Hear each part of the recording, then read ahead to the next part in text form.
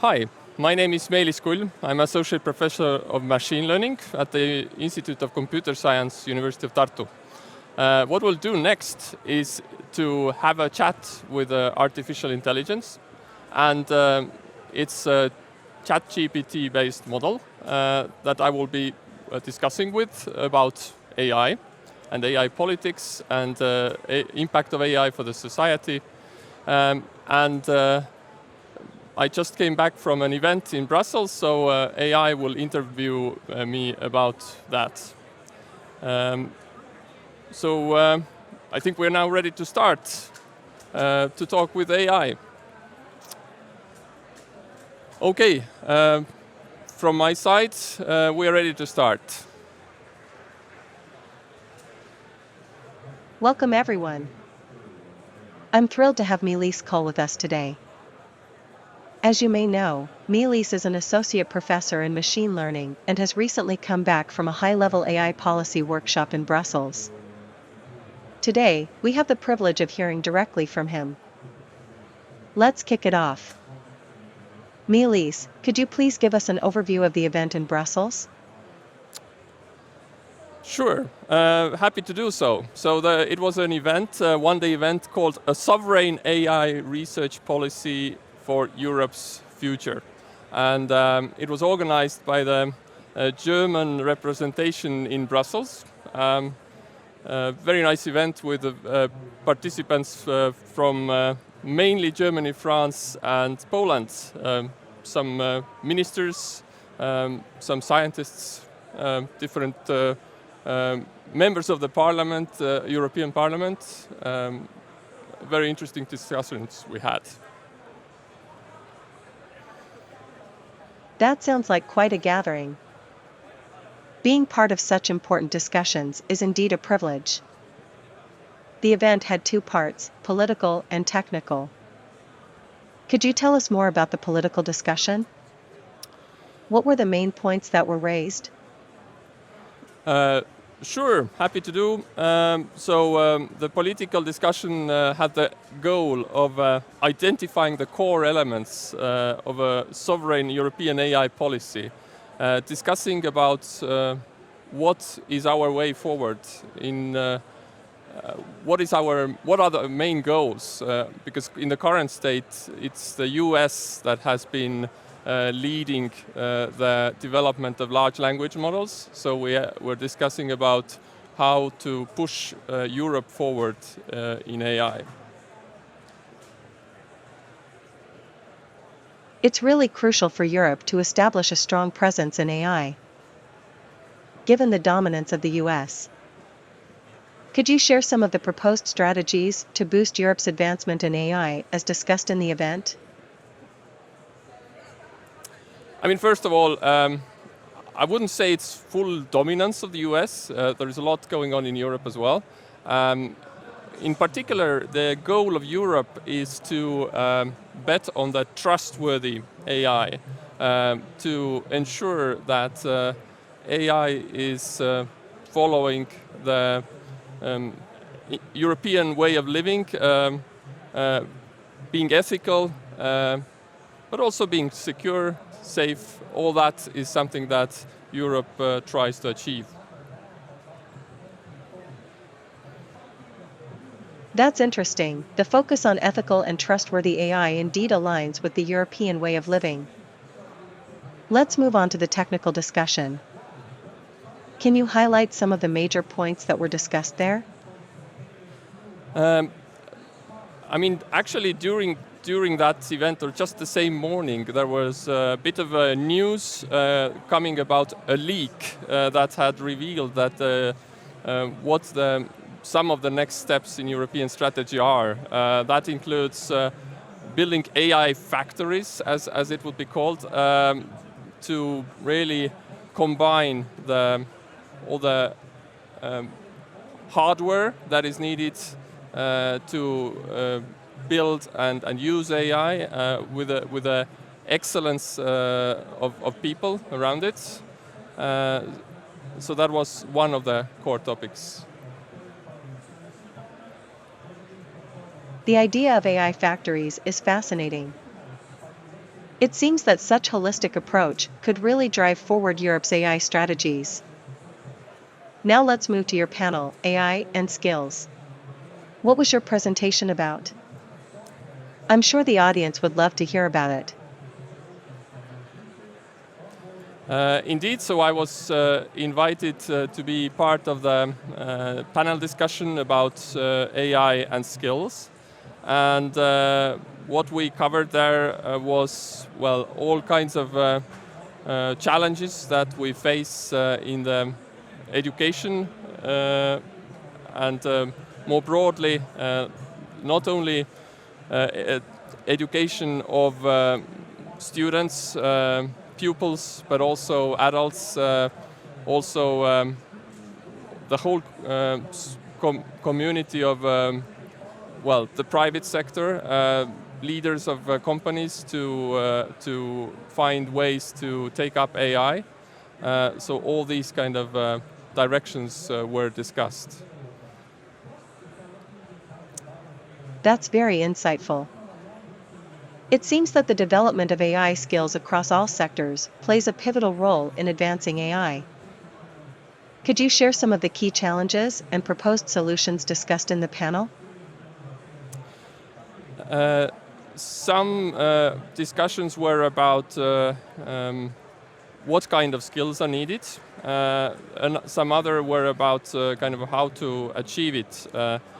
In terms of skills needed, we were discussing, first of all, education, let's say, in high school, as well as in universities. One challenge is that students are often passive learners. They just listen to the material delivered by the lecturer or teacher, and with AI there is a chance of building more like a tutor, personal tutor relationship that has been demonstrated to be really useful already in classical education by humans. So students are learning much more effectively if it's one-to-one from the teacher rather than teaching the whole class. And that's something that AI can really allow us to get into. But the students need to be able to ask the questions. And if they are passive, that's a challenge. It's promising to hear how AI could potentially transform the education sector. A more personalized learning experience sounds very powerful. How about the education of adults and tech leaders? How can we ensure they are equipped with necessary AI knowledge and understanding?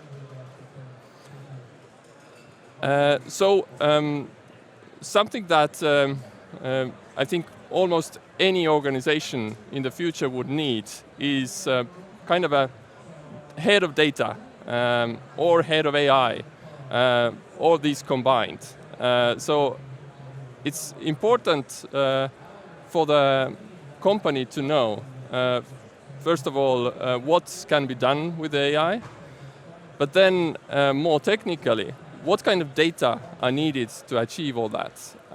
Also, how much data is needed to be gathered so that AI can do its best in providing predictions, assisting in decision making, and supporting the company's business goals the best way possible. Also, this head of data needs to know about possible models, for example, large language models. What other ways to fine-tune them, perhaps, for the company, how to integrate them into the system that this company has. Also, what kind of instructions to give, basically prompting the AI. So all these are skills that are needed for head of data who needs to pull together this effort in applying AI in a company. But then there are also many other technical roles needed and to actually implement all this.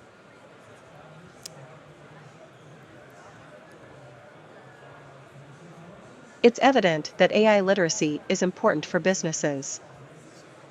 From strategic roles like a head of data, to more technical roles for implementation. It's exciting to see how AI can shape our future workplaces. Thank you for your insights, Meelis. Let's switch gear a bit. What are your thoughts on the future of AI, particularly in terms of research and policy, in Europe? Something that we discussed at that workshop that I visited are about how to build up this excellence in AI. It's quite challenging in the time where there is a lot of there are many heroes and idols of AI in the US, and it is challenging to build similar kind of attraction into Europe for these bright minds. So there are some things that are being done. For example, there is an ELLIS, the ELLIS for ELLIS, which is an organization to bring together AI excellence in Europe, to have joint PhD programs and come together to collaborate rather than compete against each other in Europe. So that's one direction in kind of how the academic world can become a lot stronger in Europe in AI. But of course then it's about building the right infrastructures. So in Finland we have now LUMI, L-U-M-I center, high performance computing center that University of Tartu has also access to, and that is really an important part of the current AI race. Is to have the right kind of infrastructure to work on. So then the idea of AI factories is that we would give also startups and also small and medium enterprises a chance to access this AI basically almost for free maybe, or for a lot cheaper price, and also provide some help in and guidance on how to make use of it. And this is a way forward where that Europe wants to take to get AI stronger in Europe. Clearly, there's a lot to look forward to in Europe's AI scene, from building academic excellence to providing infrastructure and support for startups and SMEs. It's an exciting journey ahead. Lastly, Meelis, could you tell us about the most significant takeaway for you from the event in Brussels? I think there are multiple. I mean, first of all, it's good to see how kind of unified Europe is in AI. Everyone understands that we need to really be very strong in this, and we need to find a way to compete against, well, not against, but with, and collaborate with the US companies to become really strong in AI in Europe. And also we have our own European perspective on it, where we want to be trustworthy. And this is maybe a controversial aspect, that how much to regulate. And EU is, with its AI Act, regulating now a lot. And it's controversial of whether this is over-regulating and suffocating, particularly the startups. So there was a lot of discussion of, are we over-regulating, and what can we do to then milden this effect of regulation.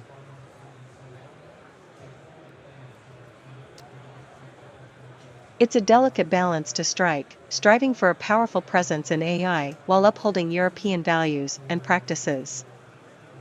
Your insights have given us plenty of food for thought. Thank you so much for sharing your experiences, Meelis. I'm sure our audience has gained a lot from this discussion. Okay, I think we have now about kind of 4 minutes, so we could spend a few more points of discussion. Maybe talk a bit more about education, as we're here with the University of Tartu stands. So maybe I would ask you now, how do you think universities should take the next step in dealing with the existence of large language models, how to make use of them, what to do, what not to do? That's a wonderful idea. Universities are indeed at the front lines of embracing AI technologies. Large language models like GPT-4 have transformative potential for education. Universities can integrate them as educational tools to provide more personalized learning experiences. For fields of study that rely on text understanding, large language models can be harnessed to understand, summarize, and analyze complex text materials. Universities could offer AI-powered online learning platforms for students anywhere. But caution is necessary too. AI shouldn't replace human instructors, but complement them. Keeping biases in AI in check and maintaining the human touch in education. Sorry to interrupt. I just wanted to ask further about your point in AI shouldn't replace human instructors but complement them. So how do you see that? How would you do it, implement it in practice? Thank you for your perspective. It's clear that large language models have the potential to revolutionize learning. But it's up to educational institutions like universities to harness this potential in an ethical and effective way. We're almost out of time, so I'll wrap it up by saying thank you once again, Meelis. You've given us a lot to think about when it comes to AI in Europe. And thank you, everyone, for joining us. Thank you.